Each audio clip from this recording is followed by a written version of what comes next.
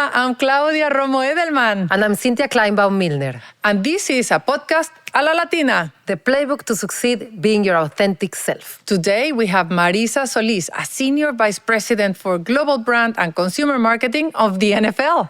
If you stick around, you're going to learn 3 key takeaways. Marissa is going to talk to us about, number 1, how has she made all her organizations take the big bet? Yes, PepsiCo and the NFL investing the big bucks and, putting Latinos first, not before building her own credibility. Number 2, we're going to learn why Latinos are perfectly suited to be the best employees in any organization, because we grow up in circumstances that make us more resilient, more flexible, and more adaptable. And that's flipping the script completely. And number 3, that this is not about you. In order to promote yourself and get career advancement, try to solve the problem of someone else. Stick around. All of that and more here in our podcast A la Latina.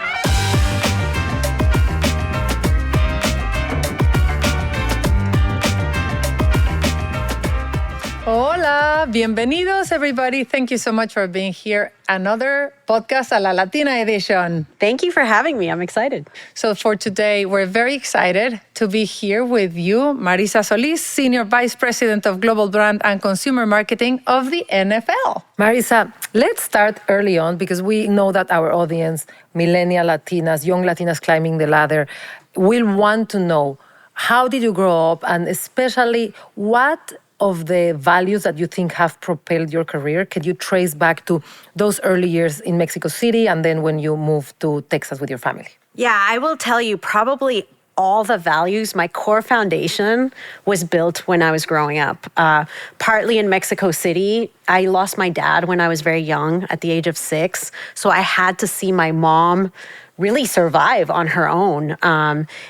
She later was remarried. And when we moved to the States, the only thing they could do in the States was restaurants. So they went into the restaurant business. And the restaurant business, as you know, is really tough. It's 24/7.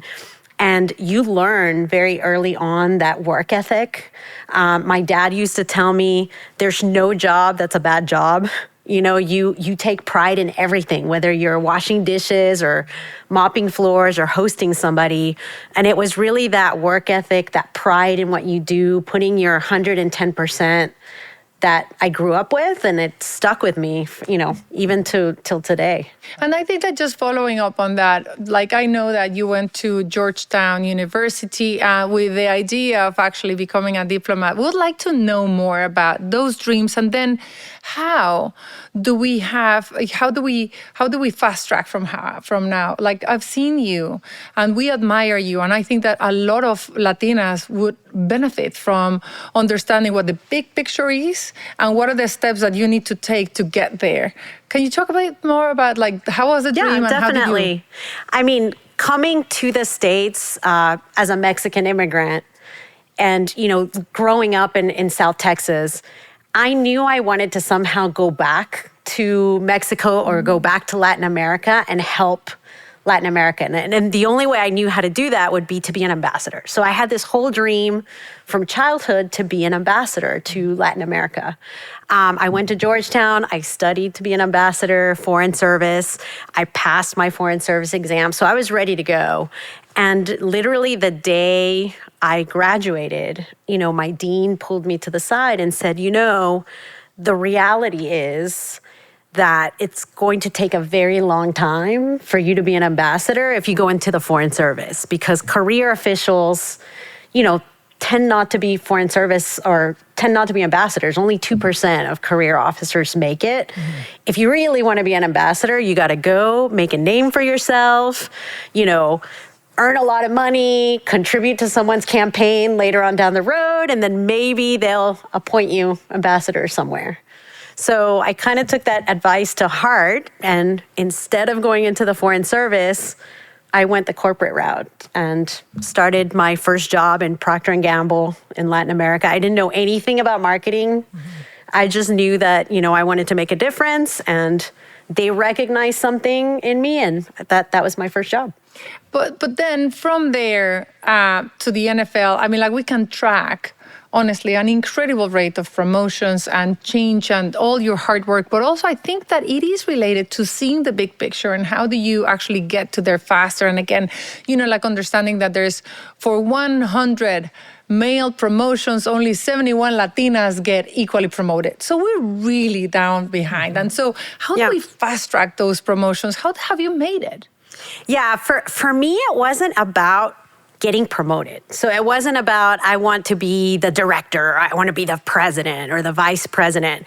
It wasn't about climbing the ladder. For me, it was always about the purpose. Like, I just wanted to have an impact and be a representative of my community. So anytime I saw an opportunity to have bigger visibility, to make a bigger impact, I took it. And it didn't matter if it was going to be director of brand this or, this other thing. And I think that was very freeing for me because I see a lot of Latinas, have this vision of like a very structured career path. Okay, I'm going to go in, work really hard, go from manager to senior manager to then director, senior director, maybe vice president, the ladder. And that can be very limiting. I just didn't ever think of it that way. I said, I'm going to go where the opportunity goes and where I have the opportunity to make that impact and to be visible and to help solve issues for people.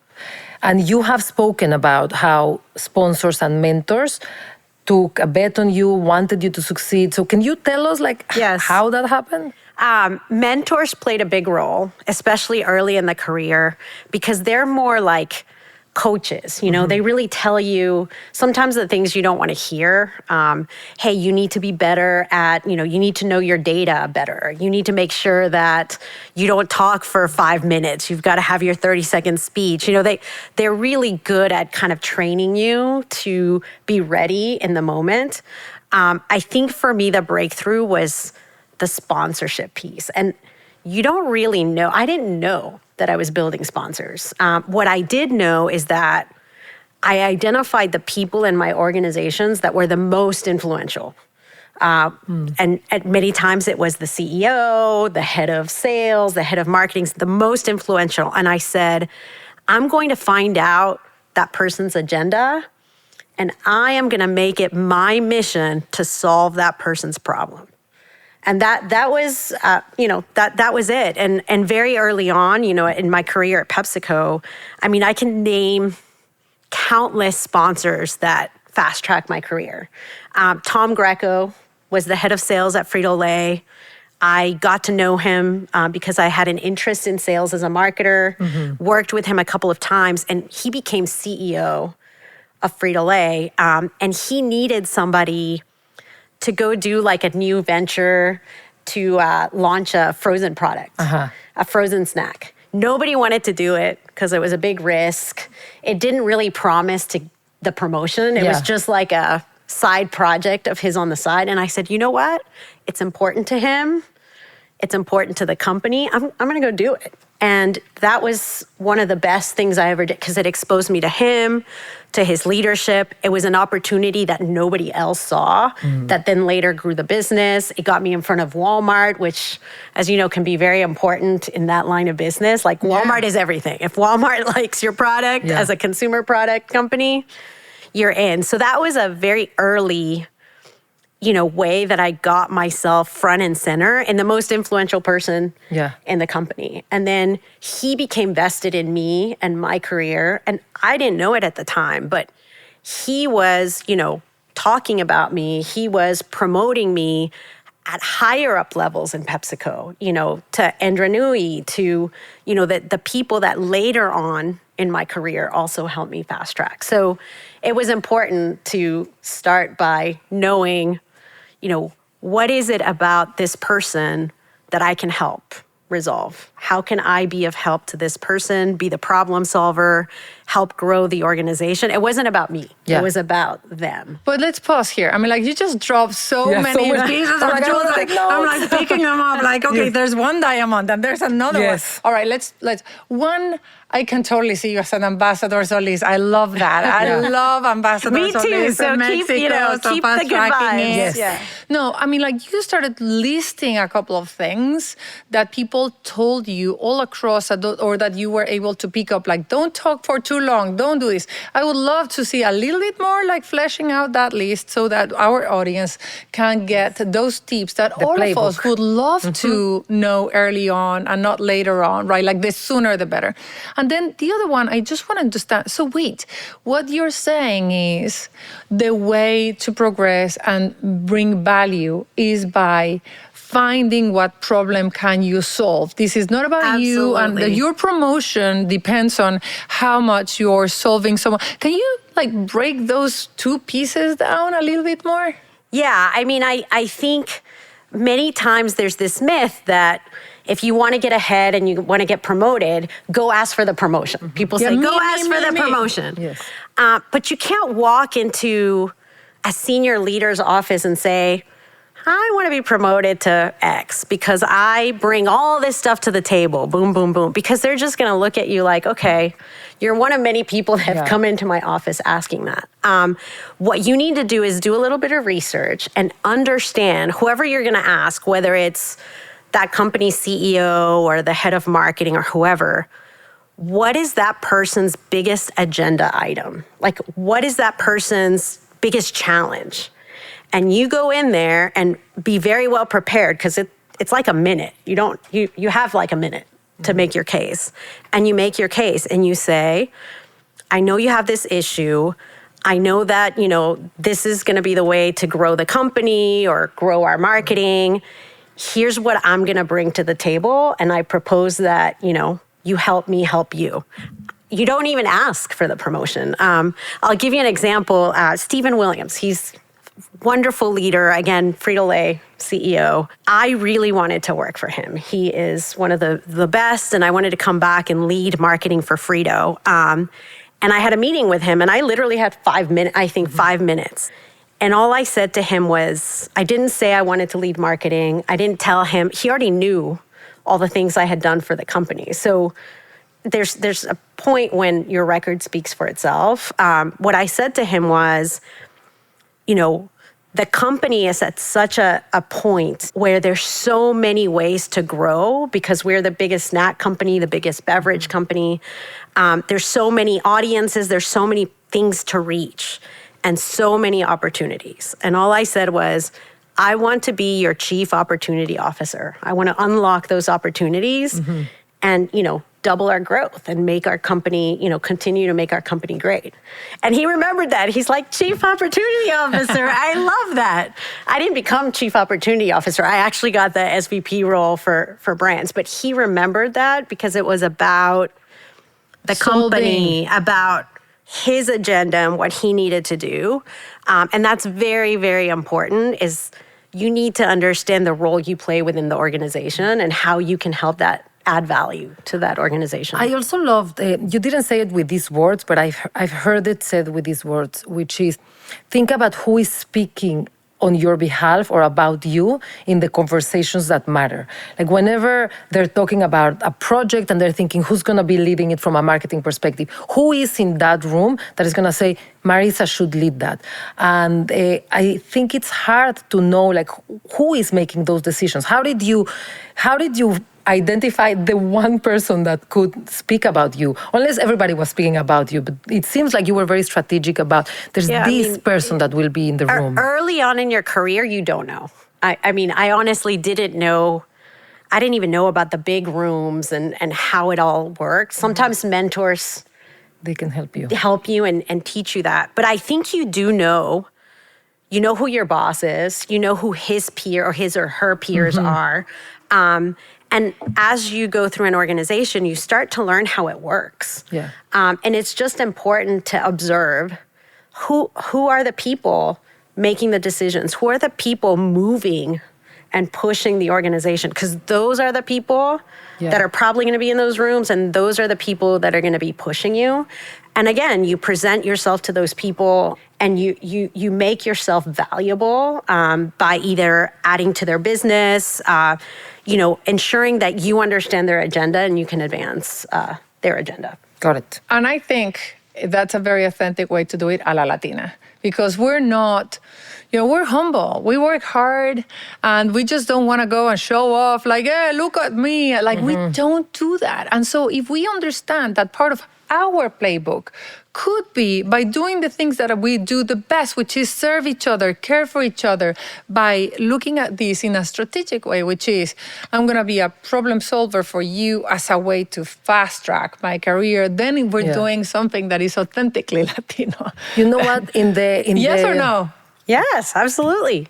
There's this idea that you can get to the top on your own, right? Like stepping on other people, that's how you get to become the CEO of a company. And it really doesn't seem to sit well with Latinas, because Latinas, in general, like, we're part of a community. We want to bring other people with us.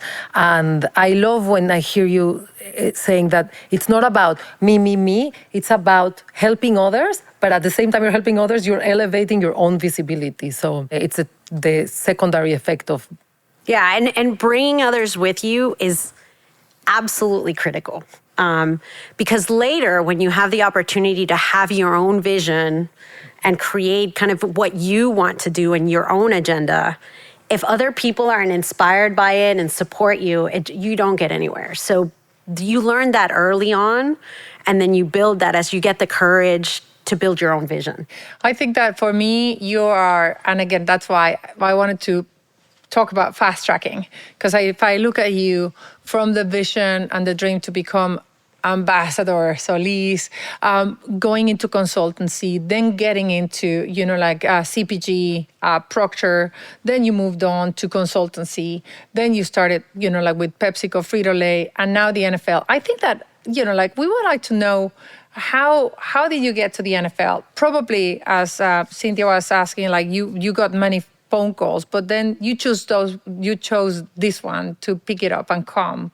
Why was the decision of the NFL? How was it in your own also, personal growth line? I could probably write a whole book about that chapter and that decision. It was not an easy decision. I mean, people say, you work for the NFL, that must have been, a no-brainer. The NFL calls you, of course you say yes. It was a very hard decision. I wasn't expecting the call at all. I was in a very, very good place at PepsiCo. I mean, you hear me talk about the company. I bleed blue. I say I love that company. All the leaders there are incredible. So I had a vision already of what my career was going to be. I already had my PepsiCo career in my mind. So this phone call came completely out of the blue. And I remember it distinctly because, the headhunter said, hey, I have this job leading brand for an iconic whatever organization. I said, hey, you know what? I already work for an iconic organization. I probably don't need to hear it. So there's probably 5 brands that I would actually entertain. And he said, well, you probably should hear this one. It's the NFL.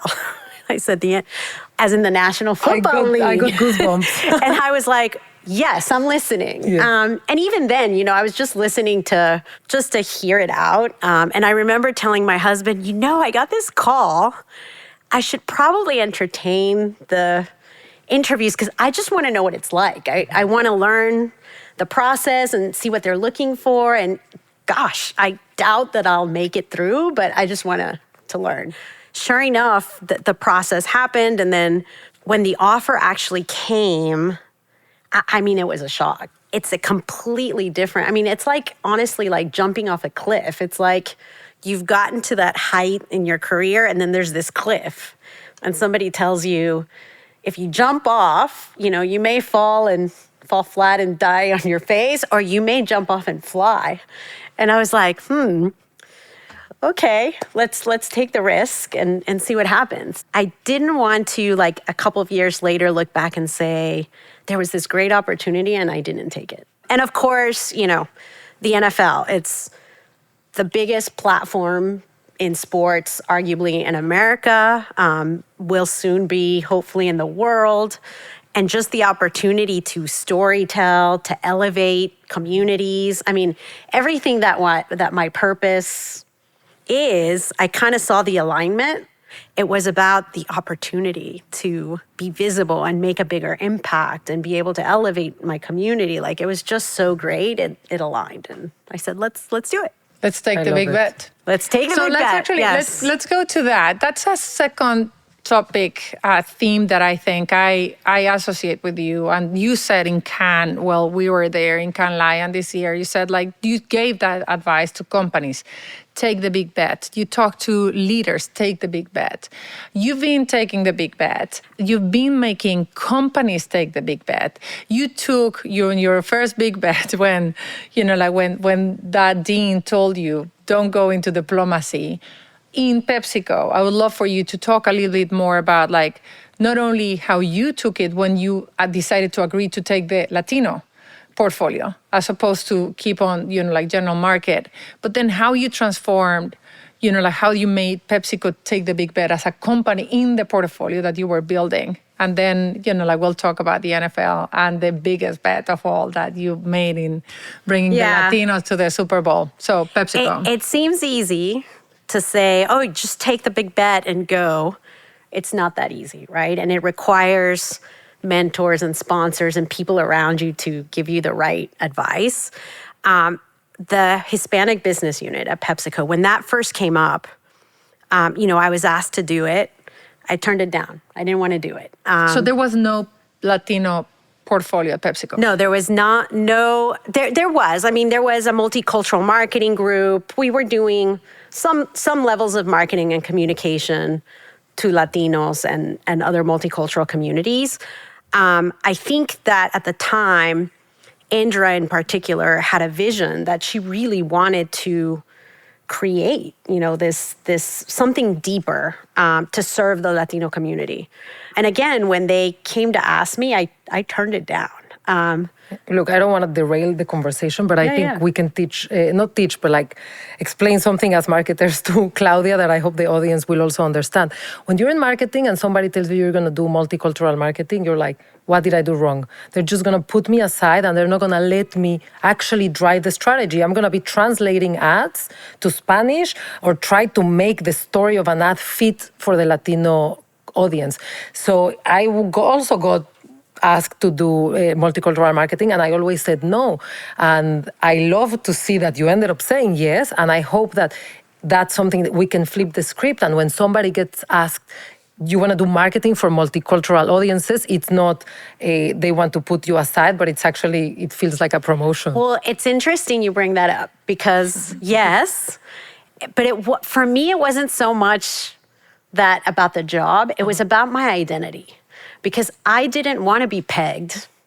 I always said, I am a business leader, period, end of story. That's it.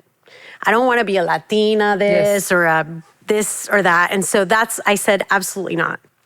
So I turned it down. But one of my biggest mentors, sponsors, whatever, my idol, maybe you call it, and that is Al Carey. I think you know Al Carey. He came to me and said, you don't understand what this could mean for our company, but also for you. He's like, there's no one else that can do this job. This is a very important job, but only you can do this job because you understand. You know the community. You understand the insight.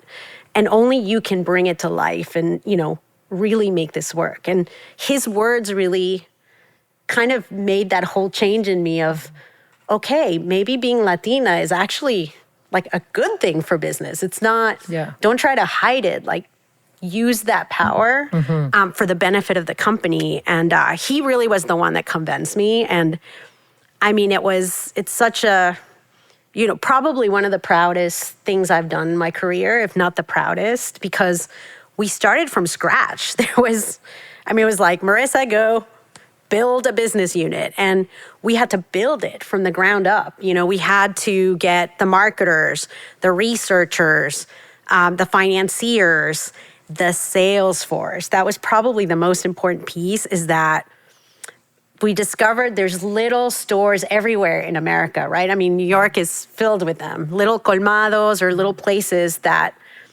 could sell our products. But when our sales organization was going in, speaking in English and being very transactional, they weren't building those relationships and we weren't building the business.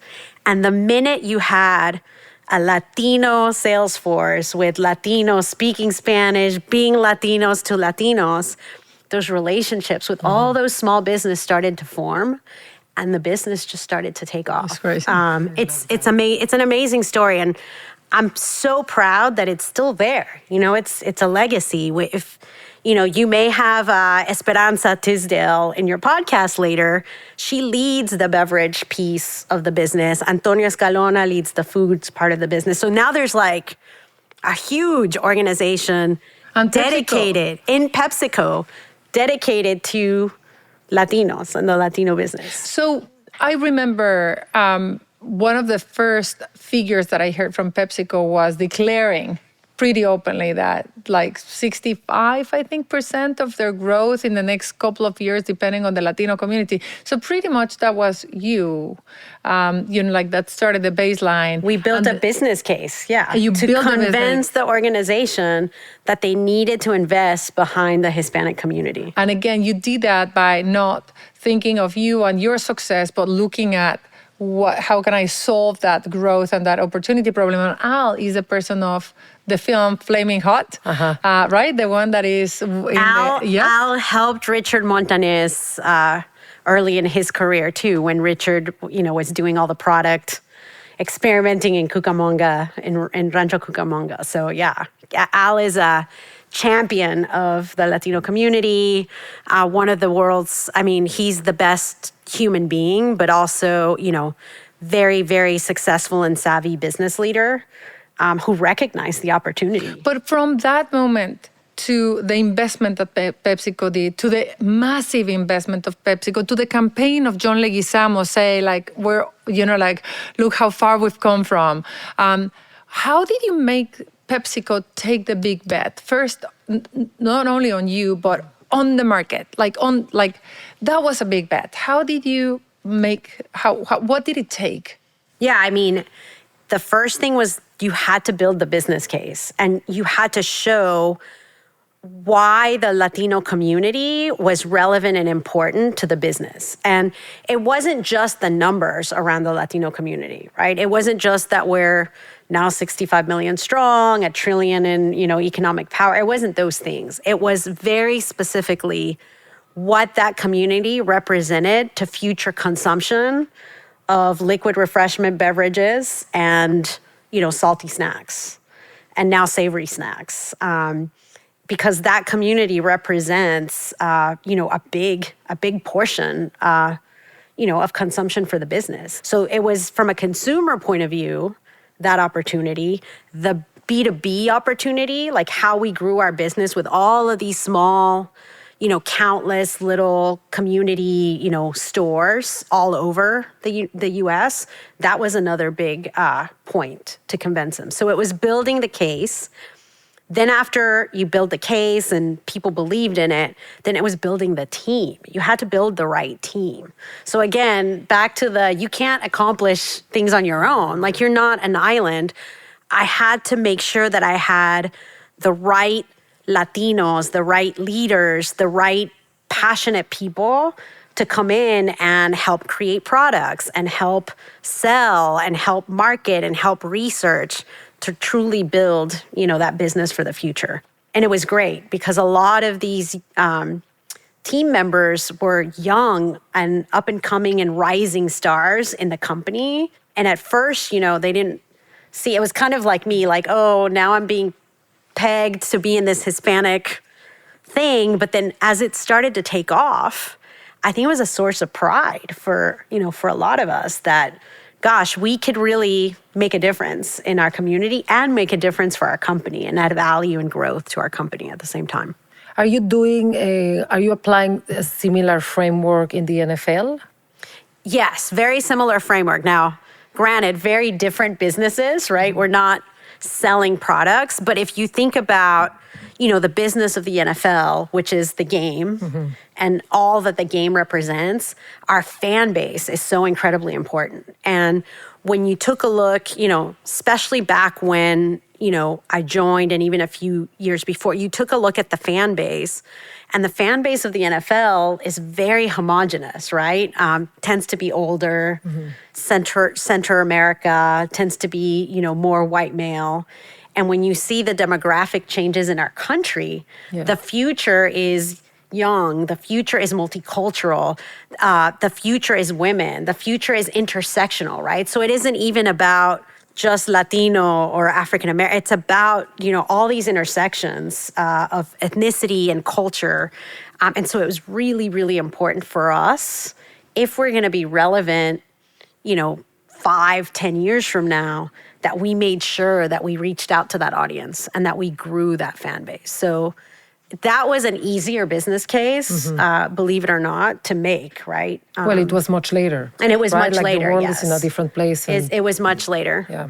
But I do want to make sure that you tell the story of that Emmy Award campaign that made every Latino cry during the Super Bowl by seeing us for the first time in a 2-minute video, seeing Diana running as a flagship, as a flag football champion, seeing the Latinos exposed there, and how, but also I want you to tell the story of that, but how did you make it? So many of us, so many of the people that are listening to this podcast and Incorporate America try to make their case relevant, try to make sure that their companies understand their numbers, and yet they only meet deaf ears, or they just get closed doors. So tell the story of how did you make that incredible Super Bowl ad a reality, the way that you did with the NFL and getting all those ads, but also how, what did it take personally from you? What was the wisdom? What's a playbook that maybe others can learn from? In a way, it's funny, because in a way we just did. We just did it. I mean, we didn't overthink it. It was like, we have to tell this story, and we did. But I will give you the context and the backdrop. It was almost a perfect storm. One, we knew we had to expand our fan base, and we needed to reach much broader, young people, Gen Z, women was very important, the Latino community. So those kind of were the 3 biggest things that we knew we needed to reach. At the same time, the sport of flag football is becoming so increasingly important to the league, because flag football is the entryway into football. And it really is the way that everyone can play the sport, because it's a sport that no matter what gender, ethnicity, age, even ability level, you can play. And so the rise of that sport... I can play it, though. You say can like play. anybody. No, you can play. I've tried. The rise of that sport was happening at the same time as this other story of we needed to reach, younger and a more diverse audience. And then the other perfect storm was that Diana Flores happened to win the world championship. She was the captain of the Mexican national team, captain and quarterback. And she was featured in a game in Los Angeles. I think they went out on the field and they recognized her. The league made her captain of the Pro Bowl with Peyton Manning, her idol.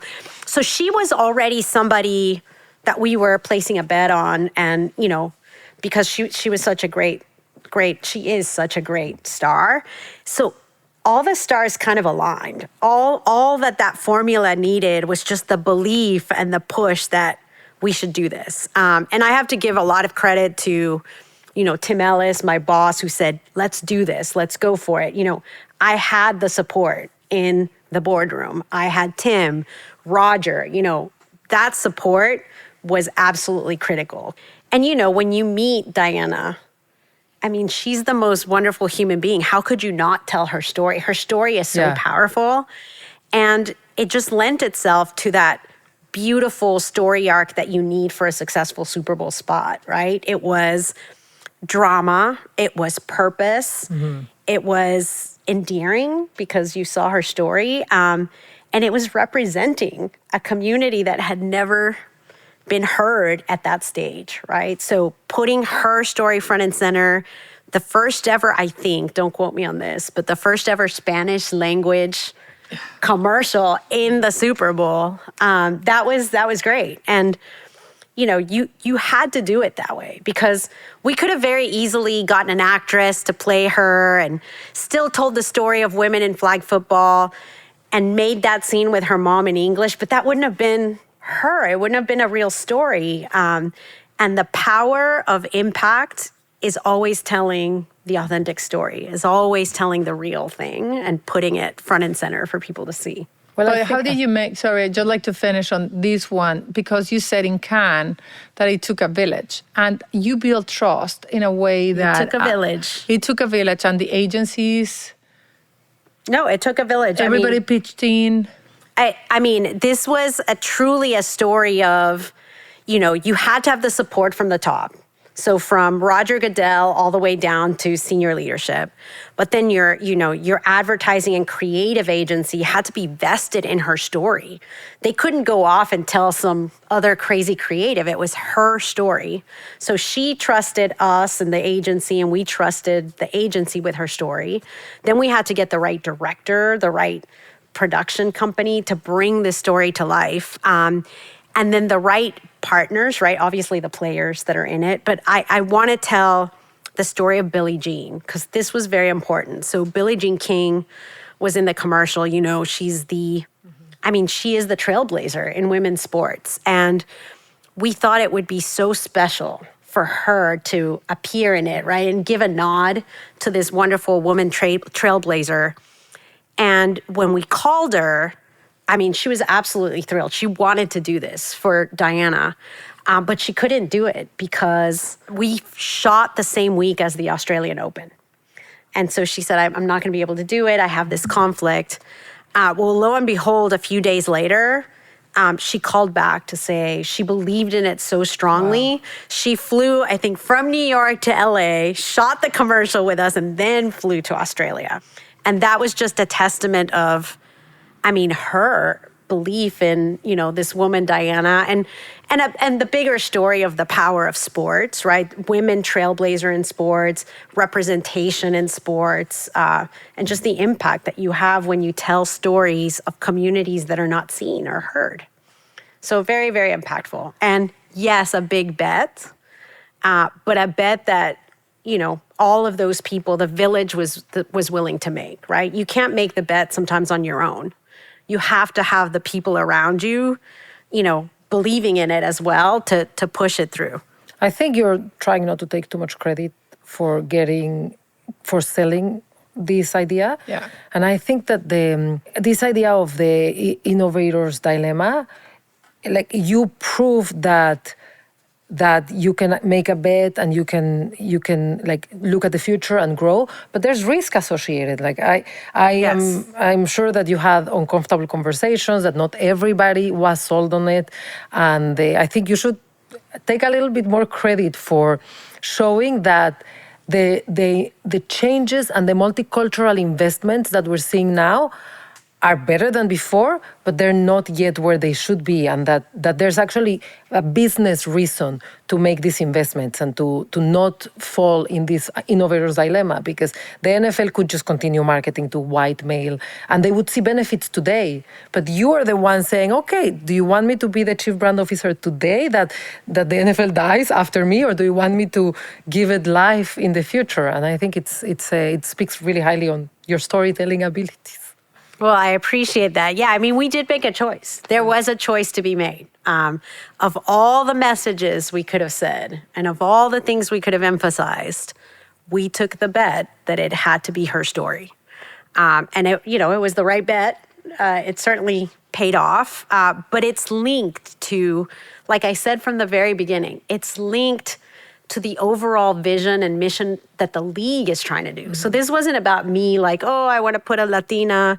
No, this was about the vision of the league being more approachable, more human, more, embracing of inclusivity and diversity, and elevating, a sport that belongs to everyone. So it fit perfectly. Yeah. Like it wasn't, just out of the blue type of thing. So before we move on, I would love to My son made me read recently How to Influence People and Gain Friends, because he's in that period of his life where he wants to influence people and make friends. And it's like a super old book, but a lot of what you said could be applied. Like it's not about you, it's about like how do you actually bring the others along. Is there more about what you did? Like, let alone, we had the Super Bowl 2 minutes. We had Diana. You had like the entire country crying, and you won an Emmy, and you probably won like millions of fans and all of that. What was your way of getting it done? Did you make people believe that it was their idea? It was not about the Latinos, it was not about your ideas, but it was about like how much, like it was a business case, but it was about not getting credit, or it was, like, tell us more about that. Yeah, I mean, it was ultimately about, I talked at the very beginning about really understanding people's agendas and making sure that you are positioning things to solve their issue or to advance their agenda. And at the end of the day, the agenda of the league is to be more inclusive, is to grow our fan base, is to be relevant. And so it was easy to convince, and maybe to your point, I say easy, but when you have a story that links back to the full vision of what the league wants to do, it's a lot easier, right, than when you make it about yourself. So it was never about, okay, we're going to win an Emmy, or let's make this to get the #1 spot on the ad meter. It was always about, let's tell a powerful story. Let's shine the light on, on this person that needs to be seen. But how do we make, like, what else can other Latinas that are trying to make that shift, trying to get their organizations to take a big bet, what else can they do to gain relevance and to make it a reality? Maybe we should do some role playing. You're trying to sell me something, and I'm very skeptical. Sure. I'm very but when the business case is the first. The business case, right? You got to have the business case. You've got to have a bit of credibility, right? You can't just walk in if you've never done anything, or like, you do have to build a little bit of trust and credibility over time. And that is by helping solve the problems of other people. People know that you know the business. People know that you're purpose-driven. People know that you're authentic and being yourself, that you're not trying to sell them, that you are a person of your word. So if you say you're going to do something, you do it. You don't back off on the things that you promise. Sometimes it's, quite frankly, you under-promise and you over-deliver, right? You say, hey, I'm going to give you, I'm going to give you 10 of these things, and then you come back and you give them 30, and they're like, oh, okay, I'll remember this, right? So it's just building that credibility over time. But I just think the key is positioning that big bet so that people can see beyond, like, what is going to happen if we do this. And again, it's not, we're going to win an Emmy if we do this. Is, wow, this is going to open the door to a whole new world of fans for the league to reach out to, for the league to connect with, for us to be relevant, in the future.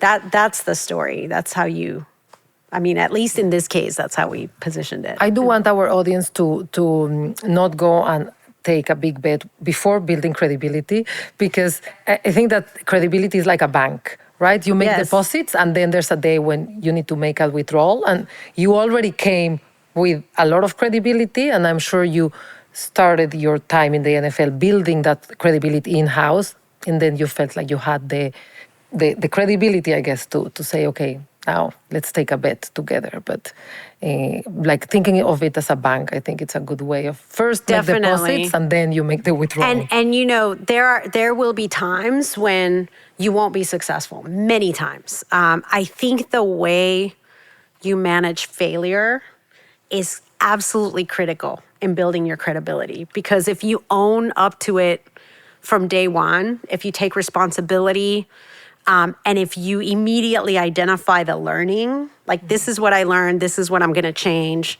and here's what we're going to do moving forward, that immediately buys you credibility. If you try to point the finger at other people or claim that, I'm sorry, but my team did this, or or just make an excuse. Oh, it'll never happen again. I'm sorry. No excuses. You own up to it and you move on. That definitely helps build credibility. So let's talk about being a Latina and being Latina. So 76% of Hispanics, Latinos, Latinx, whatever you want to call us, feel that they cannot be themselves at the workplace. So we come to work with someone we don't even know, and we leave ourselves at home, and we bring that person that we think might have a chance of succeeding. So we want to talk about that effort. Yeah. Can you tell us, think about your time probably at Pepsi and earlier in your career. Do you feel like you had to hide some of your values as Latina? And then inversely, were there elements of your culture and your upbringing that you dialed up because you thought they would help you in your career? Yeah, I never hid anything because I just couldn't. I had to be myself. Now, I dialed up certain things for sure, but I didn't change. And even when I was told over and over, and I'll tell you the one piece of feedback that I always got, and to this day, maybe I'll write a book on this one, but I was always told I was too nice. I'm way too nice.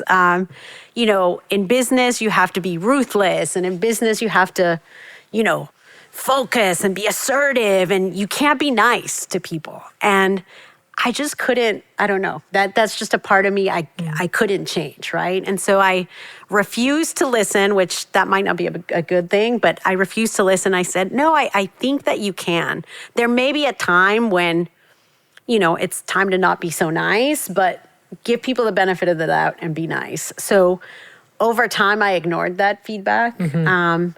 And I think I'm still nice and it still worked out. So that one worked out. I didn't have to sacrifice me, right? Me authentically, because I just, who I am is very important to me. So I never did.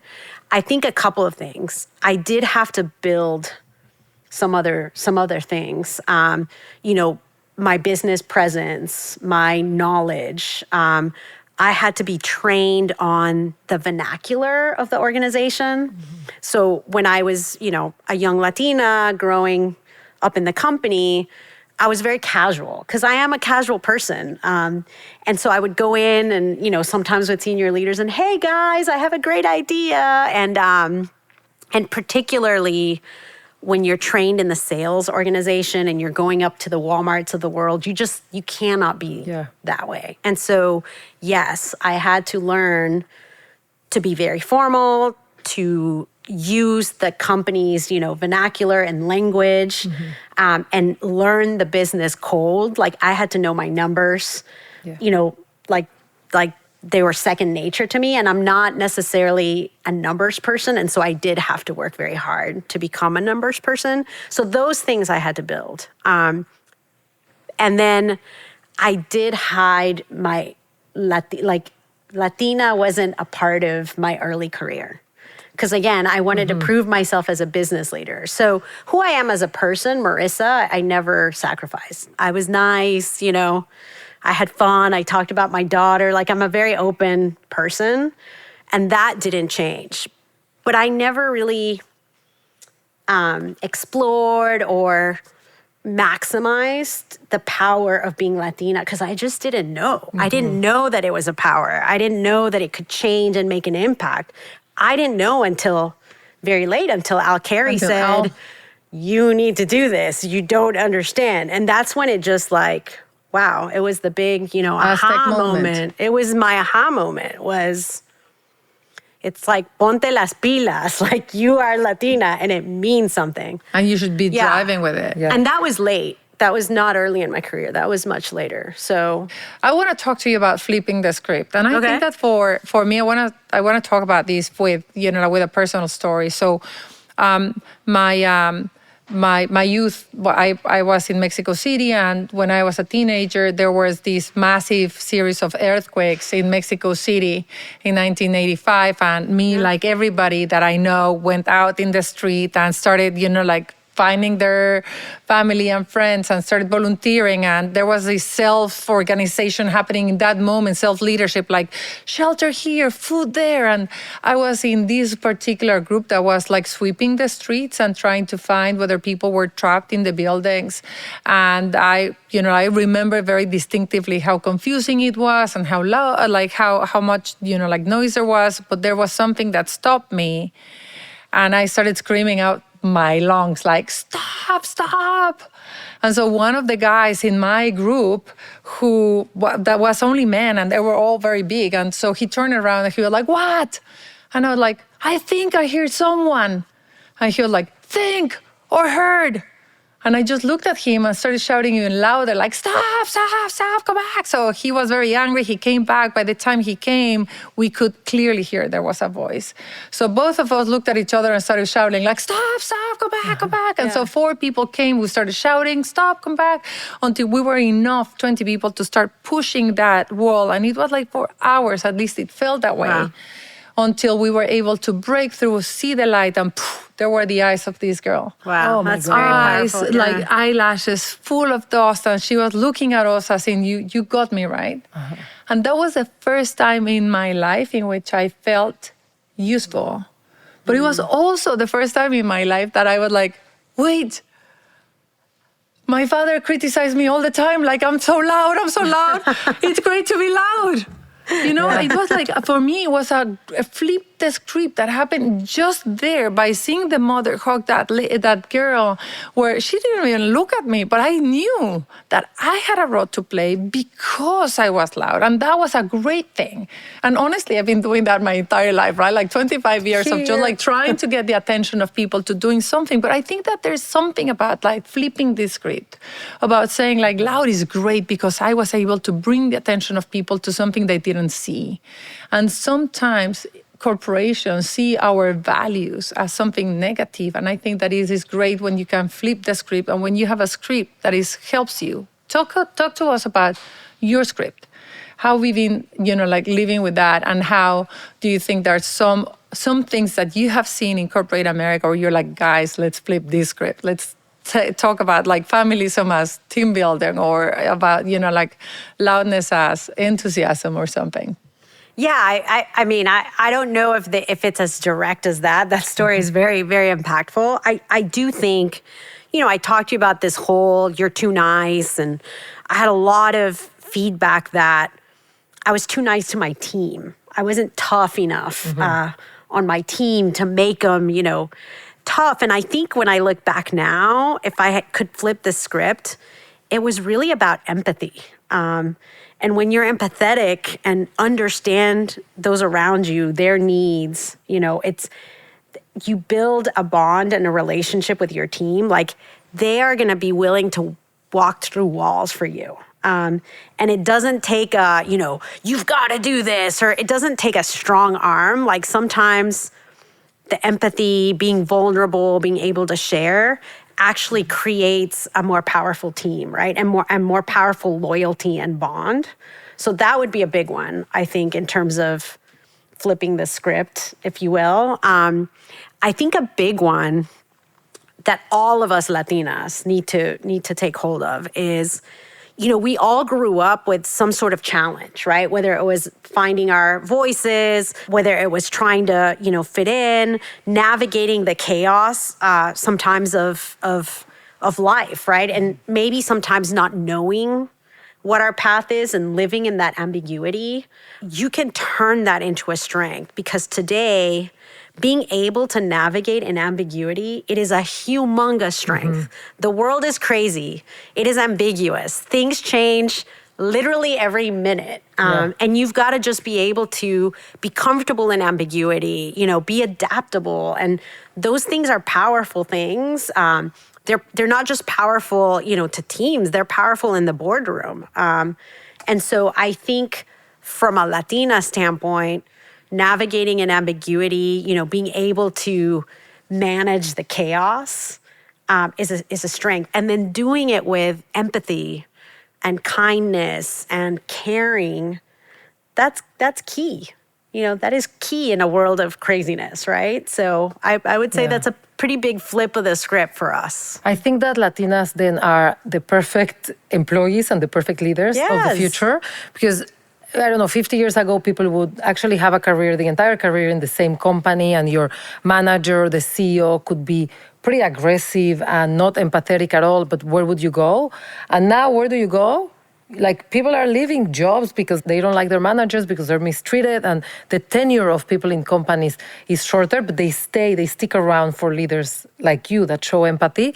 And I don't know if you were experiencing this, but in the past, I'd say maybe 5 years, I've shifted how I even write job descriptions for people that come work with me, because the jobs are so fluid. Like, you come and I write a job description, and then no job description had generative AI 3 months ago, and now it's all about generative AI. So if you create a very rigid job description, you bring the wrong person for the job. So being able to be flexible, it's, I think, super important. So everybody should be employing more Latinas and Latinos. Absolutely. I agree with that 100%. And so, talking about you, Marissa, and your brand, you were talking about like you being, like maybe too nice and so on. We have deep respect and admiration for you, for your career, for your personally, and that's why we wanted you to share your knowledge and literally just like make sure that our Latinas have the playbook early on in their careers.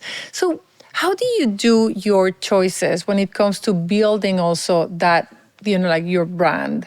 Your personal brand. Like, we see that you are out there, you're speaking, but you're also thoughtful about what you speak about, because as a marketer, you're creating your own brand. I think if we ask 10 people that have heard you speaking or that have encountered you professionally, there are certain things that we would all say about you. So how should our audience think about building their own brands for the future of their careers?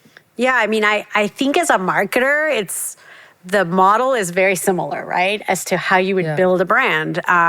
First, you really need to think through, who is that audience you want to impact? Because you can't please everybody, right?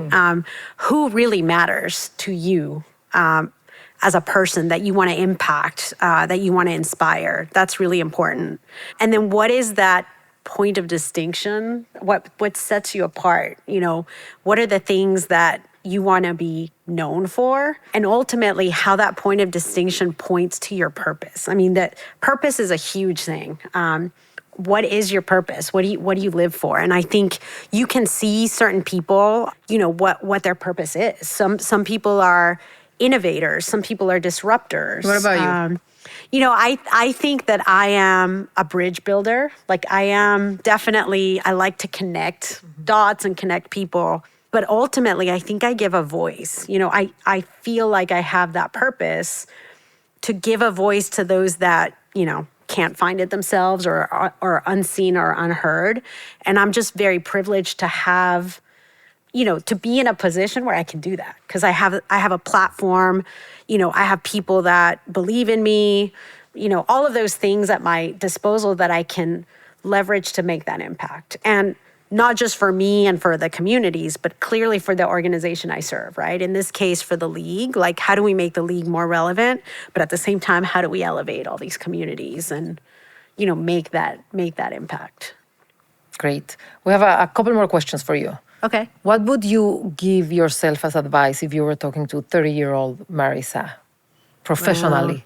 And you have to, one tip. I would probably tell my younger self, take more risks. Like, life is way too short. I think I was very calculated, and I did plan a lot, and I'd overthought things a lot. And I think sometimes you just have to jump off the cliff. I mean, I did it very late, in my career, and it's been amazing. You learn all these new things about yourself. If I had been doing the same kind of cliff jumping back when I was 30, I mean, gosh, who knows? Maybe I'd be an ambassador now. But, everybody finds their time. But I really wish I would have taken more risks earlier in life. And who else do you think we should have in this podcast. If we have, if we have the opportunity to pretty much create a playbook for young Latinas so that they can fast track and take the big bets. Who else shall we have? Oh my gosh, there's so many incredible Latina leaders. I mean, I think you know a lot of them. I'd love to see Espy just because she's kind of, first of all, I mentored her and I see her grow and I'm so incredibly proud of her. So, and she's now leading the Hispanic business unit at PepsiCo. So I'd love to see Esperanza. I think Nina Vaca. Mm-hmm. What an incredible icon. She's one of my inspirations.